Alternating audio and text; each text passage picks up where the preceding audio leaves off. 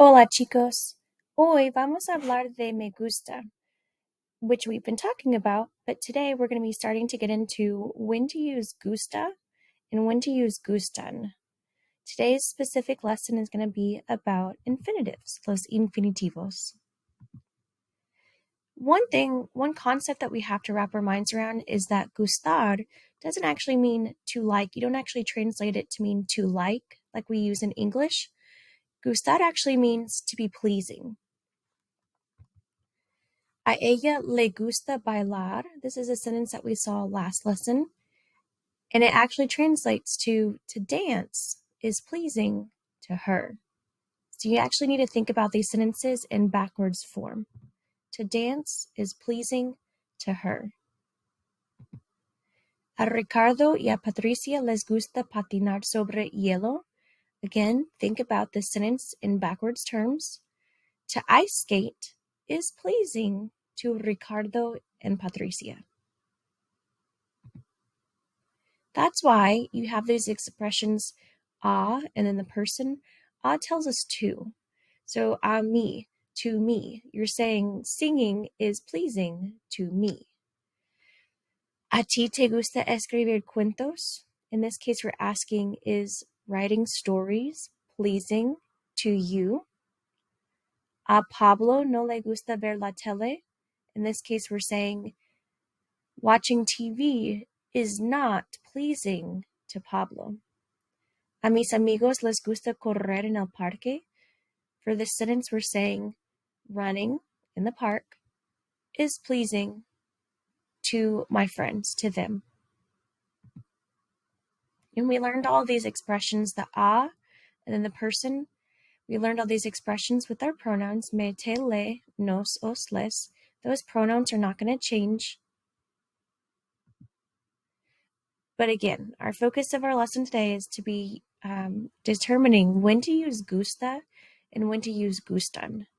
So we haven't really talked about using gustan. We've just been using gusta for all of these, saying that gusta means we like it, it's pleasing.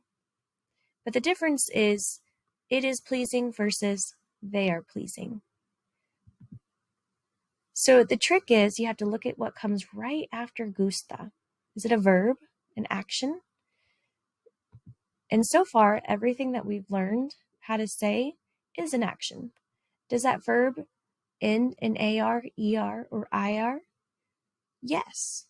Yes, everything that we've worked with so far. Me gusta cantar, cantar ends in AR. Me gusta jugar, jugar ends in AR. Those are all what we call verbs in their most basic form. They are infinitives. So what is an infinitive? Again, it's a verb in the most basic form. So when we look at the verb, we can't tell who is doing the action, nor can we tell when the action is taking place, whether it's taking place right now, or took place in the past, or is going to take place in the future. In English, you can tell what an infinitive is because it has the word to out in front. To read, to write, to listen. When I look at the expression to read, we don't know who's doing the reading. We don't know if the reading's taking place now or if it took place already. That's an infinitive. It has the word to out in front. In Spanish, you're going to know a word is an infinitive because it ends in AR, ER, or IR. So all the different verbs that we've been learning in an AR, ER, or IR. Leer, escribir, escuchar. Take a look at your vocab list and you'll see all those bullet points have verbs in an AR, ER, or IR. So when we have an infinitive, we're going to be using the gusta form to say it is pleasing. So to dance is my infinitive. To dance in Espanol is bailar. So I've got my AR at the end of that verb. It's an infinitive. When we use the infinitive, it requires us to use the form gusta to mean it is pleasing. We're literally saying to dance is pleasing to her. Another example that we looked at before, a Ricardo y a Patricia les gusta patinar sobre hielo. Patinar is our infinitive. It tells us to ice skate. When we use the infinitive, it requires us to use the form gusta. It is pleasing. So we're only going to practice with infinitives today. Tomorrow, we're going to keep going with other reasons to use the forms gusta. And just a reminder, an infinitive means that it's a verb that ends in AR, ER, or IR in Spanish.